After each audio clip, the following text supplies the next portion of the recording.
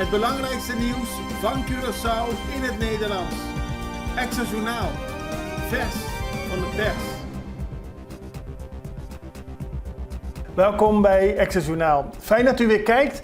Het belangrijkste nieuws voor u op een rij gezet. En we beginnen met het bericht dat de economische groei is, ondanks geopolitieke spanningen. Dat is een van de belangrijkste conclusies van de presentatie van de directeur van de Centrale Bank van Curaçao en Sint Maarten, Richard Doornbos. Hij zei dat de economische groei in zowel Curaçao als Sint Maarten in dit jaar zal aanhouden. En dat gebeurt ondanks een verslechterd extern klimaat, gekenmerkt door oplopende handels- en geopolitieke spanningen. Bij de presentatie van het economisch bulletin van juni 2025 werd gezegd dat het reële bruto binnenlandse product van Curaçao naar verwachting met 3,1% zal toenemen, terwijl de economie van Sint Maarten met 2,4% zal groeien. Dat is gematigder dan in 2024, toen had Curaçao een reële groei van 5% en Sint Maarten met 3%. Maar er is een groei en dat komt vooral door de belangrijkste groeimotor, het toerisme. En dat leidt ook weer tot groei in onder meer horeca, transport, opslag, communicatie en vastgoed. Na de break meer hierover. CBCS tevreden over transitie naar Caribische gulden. Dat zei de directeur van de Centrale Bank van Curaçao en Sint Maarten, Richard Doornbos. Hij is tevreden over de overgang van de Antilliaanse gulden naar de Caribische gulden. Naar schatting is ongeveer 60% van het Antilliaanse geld teruggekeerd naar de bank en vervangen. Dat vertegenwoordigt ongeveer 300 miljoen gulden. Wat betekent dat er nog 200 miljoen gulden aan oud geld, aan Antilliaans geld op straat is. De CBCS verwacht dat aan het eind van dit jaar 75% van al het Antilliaanse geld is ingewisseld.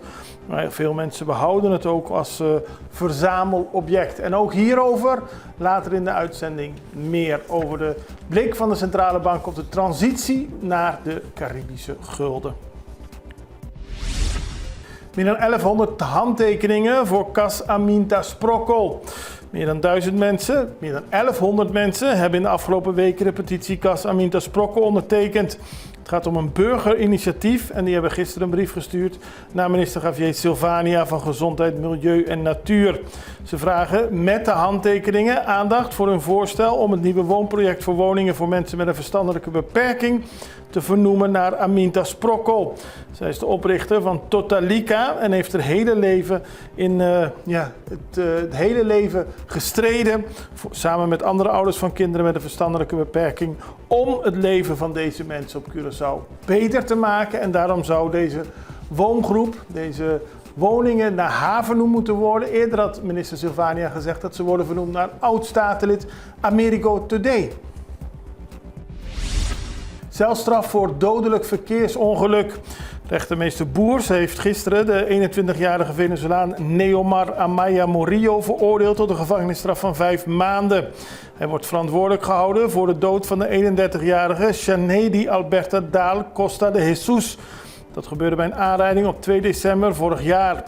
Op die dag reed Neomar met hoge snelheid over de Kaya Andrew Jones, raakte op een bepaald moment van de weg af naar rechts en botste tegen een auto die op zijn beurt een vrouw raakte die naast de weg stond.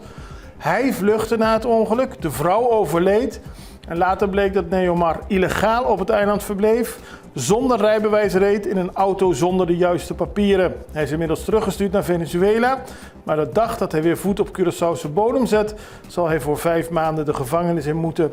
De rechter legde uit dat het feit geclassificeerd kan worden als een delict en niet als een misdrijf. En daarom was een straf van 5 maanden op zijn plaats. Reinox Kalmers op 30 juni voor de rechter. Aanstaande maandag 30 juni moet voormalig parlementslid en leider van de politieke partij Trabalpa Curaçao Reinox Kalmers voor de rechter verschijnen. Maandag wel duidelijk waarom het om een proforma zitting gaat en welk verzoek Kalmers eventueel zal indienen. De inhoudelijke behandeling komt later. Het is ruim een jaar nadat Kalmers samen met 2 anderen werd aangehouden op verdenking van valsheid in geschriften. Er waren 3 aanhoudingen, maar nu staat alleen Kalmers voor de rechter. Het gaat om stukken waarbij er sprake is van valsheid in geschriften. En Kalmers wordt ervan verdacht documenten van een parlementaire medewerker te hebben vervalst om op die manier het salaris kunstmatig te verhogen. OM geeft waarschuwing af. Op de luchthaven Hato is afgelopen zondag een 53-jarige man overleden. En naar nu blijkt, zo heeft het Openbaar Ministerie bekendgemaakt, is hij overleden met drugs in zijn lichaam. Met een grote hoeveelheid bolletjes. En dat heeft naar alle waarschijnlijkheid tot de dood geleid. En het Openbaar Ministerie benadrukt dat slikkers van dergelijke bolletjes een grote kans op overlijden hebben als gevolg van een overdosis. Begin dit jaar is het lichaam van een 68-jarige vrouw op het lichaam aangetroffen. Haar lichaam was toen bij een container gedumpt en zij is ook overleden omdat de bolletjes met drugs die ze inslikken om te smokkelen, dat daar iets mis mee ging. Als die eenmaal barstte, overlijdt een persoon meteen, zo benadrukt het OM. Spanning over dumpen afval. Wel een heel opmerkelijk verhaal. In de omgeving van Cerro Grande is er een situatie ontstaan waarbij één persoon herhaaldelijk zijn grof vuil dumpt op het terrein van iemand anders. Het gaat hierbij om een buurvrouw die bezig is met werkzamen aan haar huis en deze daden pleegt. Het is niet de eerste keer en de eigenaar van het terrein heeft de politie gebeld. Er is bemiddeld met een wijkinspecteur, maar volgens hem is er niks gebeurd. Wordt het afval steeds op zijn terrein gegooid en nu is de spanningssituatie hoog opgelopen. Autoriteiten moeten ingrijpen zodat de situatie niet uit de hand loopt. Op de foto ziet u de hoeveelheid grof vuil die op het terrein van de burger is gedumpt. Nou, we houden het voor u in de gaten, maar hebben eerst een break.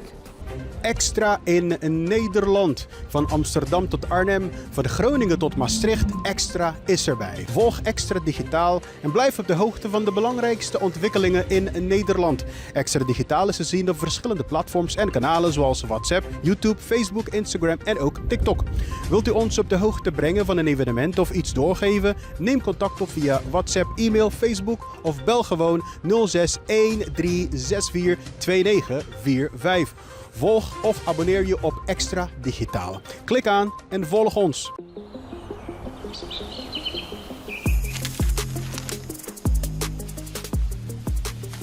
Welkom op Curaçao, een van de mooiste eilanden in de Caribiën, een ware parel. En het is een eiland waar je van heel veel zaken kunt genieten. Van de natuur, van de zee, van het eten, van de mensen en zoveel meer.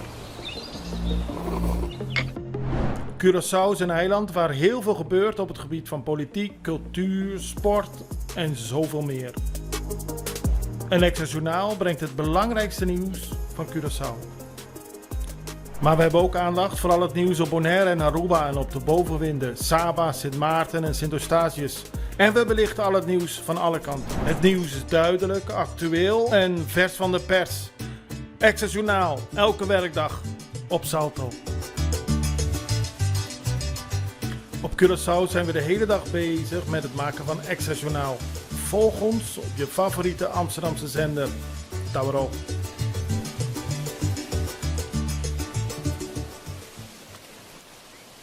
Dan gaan we weer terug naar de centrale bank, want gisteren werd er een toelichting gegeven op het economisch bulletin. Juni 2025. De directeur van de centrale bank, Richard Doornbos, legde uit dat Curaçao de gevolgen van de COVID-pandemie achter de rug heeft. Dat ze zich op middellange termijn bevinden van een positief groeipad. Dat klinkt mooi, maar er zijn natuurlijk veel spanningen, geopolitiek. Er zijn veel zaken waar we eigenlijk geen invloed op hebben, die wel invloed hebben op onze economische groei. Die is er nog steeds, maar de problemen in de wereld zijn er en ja, die worden goed in de gaten gehouden. Zo legde Doornbos uit. Je moet bijna wel een evenwichtskunstenaar zijn om in deze turbulente geopolitieke omgeving overeind te blijven. En dat is dan ook een belangrijk thema van ons Economic Bulletin. Hoe zorg je ervoor dat je stabiele groei vasthoudt in die geopolitieke onzekerheid. En de onzekerheid is groot. En voor een groot deel is die onzekerheid ook het gevolg, wat we zeggen, van man-made. Eigenlijk zijn we voor een deel zelf verantwoordelijk voor die onzekerheid. Dat geldt zowel voor geopolitieke spanningen, die natuurlijk voor het grootste gedeelte gewoon door mensen uiteindelijk veroorzaakt worden. En dat geldt ook voor het beleid van de Amerikaanse overheid. Toen de Amerikaanse overheid president Trump werd gekozen in november, waren analisten positief voor het impact op de economische groei van de verkiezingen van Trump. Er waren eigenlijk 4 belangrijke beleidslijnen die centraal stonden in de verkiezingsperiode allereerst het belang van immigratie en het beperken van immigratie. En de president sprak zelf over massadeportaties en de impact op de arbeidsmarkt in Amerika. En daarnaast tarieven, het rechttrekken van het grote tekort op de lopende rekening van Amerika en de handelstarieven die dan zouden worden ingevoerd. Ook niet goed voor de economische groei. Maar hij had het ook over belastingverlaging en het doorzetten van de grote belastingkortingen die hij in zijn eerste termijn had doorgevoerd. En hij had het ook over deregulering. En die laatste twee werden door analisten eigenlijk heel positief ingeschat. Nou, wat hebben we gezien in de realiteit is eigenlijk dat die positieve effecten, belastingverlaging, deregulering, minder zwaar zijn gaan wegen en de wat negatieve beleidslijnen voor de economische groei wat zwaarder zijn gaan wegen, namelijk de handelstarieven en de Liberation Day, zoals die werd genoemd door president Trump op 2 april en wat dat heeft veroorzaakt in de mondiale economie. Nou, dat is de achtergrond en vandaar ook de titel, hoe je stabiele groei kunt houden in deze onzekere situatie. Nou beginnen we altijd, en dat heb ik eigenlijk al gedaan, beginnen we met de mondiale omgeving. We zien dat de groei zoals altijd wat hoger ligt in de opkomende economieën, in de ontwikkelde economieën iets lager, maar nog steeds lagere groei. Met name vanwege de handelsonzekerheid, geopolitieke spanningen, maar nog steeds groei. En hoewel de kans op een recessie in Amerika wat groter wordt ingeschat op dit moment dan eind vorig jaar of begin dit jaar, is het nog steeds de basisgedachte dat er groei is in de Amerikaanse economie. En dat is ook heel belangrijk voor de economie van zowel Curaçao als Sint Maarten. En ook legde hij uit dat de Curaçaose bank, de centrale bank van Curaçao en Sint Maarten, tevreden is over de overgang van de Antilliaanse gulden naar de Caribische gulden. Maar ja, er zijn nog wel wat muntjes om te wisselen, zo legt Doornbos uit. Nou, in zijn algemeenheid, dus als de vraag is van hoe gaat de transitie, dan zijn we eigenlijk tevreden met de manier waarop de transitie nu gaat.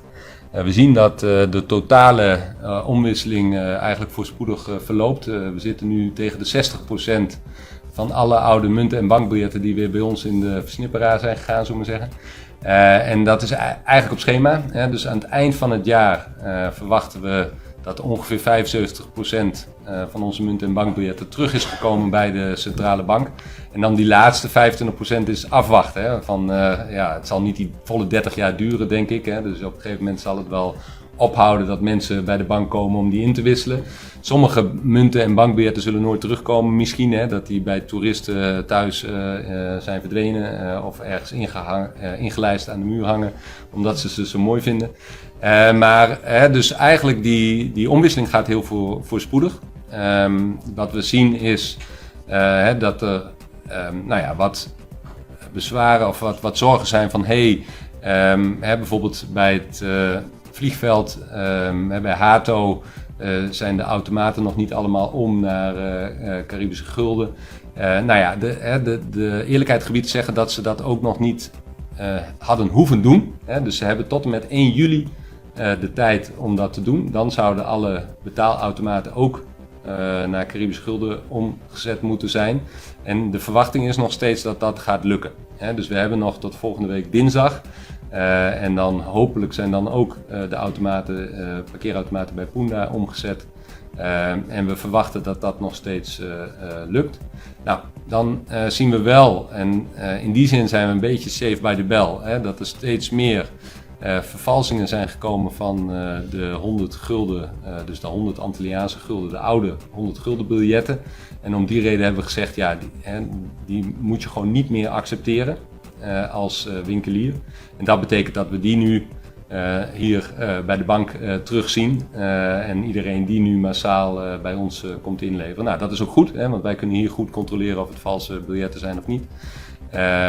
Dus het onderstreept maar het belang dat we over zijn gegaan naar die Caribische gulden, omdat de houdbaarheid en de levensduur van die oude biljetten die was echt verstreken. En we liepen daarmee gewoon te grote risico's. Dus we zijn blij dat we nu nog, 4 dagen, 5 dagen hebben waarin je met Antilliaanse guldens kan betalen. Vanaf 1 juli, dus volgende week dinsdag, kun je alleen nog maar betalen met de Caribische gulden. Dat is dan het enige wettige betaalmiddel. En dan moeten de winkeliers dus ook gewoon jou als wisselgeld Caribische gulden geven. Kunnen ze je niet meer Antilliaanse guldens geven, mag je zeggen nee, die hoef ik niet. Die zijn geen wettig betaalmiddel, mag je mij niet mee betalen. En dan moeten ook alle winkeliers dus naar de bank gaan om uiteindelijk die laatste stok, laatste voorraad die ze nog hebben misschien aan de bank te geven en die om te wisselen naar Caribische gulden. En dan gaan we naar internationaal nieuws, want Ecuadors meest gezochte bendeleider met de bijnaam Fito is gearresteerd. De president van Ecuador maakte gisteren bekend dat de voortvluchtige, de bendeleider van Los Choneros, bijgenaamd Fito, opnieuw is gearresteerd. Een jaar geleden ontsnapte hij en die ontsnapping veroorzaakte een golf van geweld in het land. Nu zijn ze heel blij dat hij weer opgepakt is. Toen hij in januari 2024 ontsnapte, leidde dat tot een uitbarsting van bendegeweld in Ecuador die 3 dagen duurde en 20 mensenlevens kostte. Ook waren er opstanden in de gevangenis, werd er een verklaring tegen de president voorgelezen in een televisieprogramma. Die werd binnengevallen door criminelen. Het is een hele chaotische situatie geweest, maar nu is opnieuw deze bendeleider Macias Villamar opgepakt.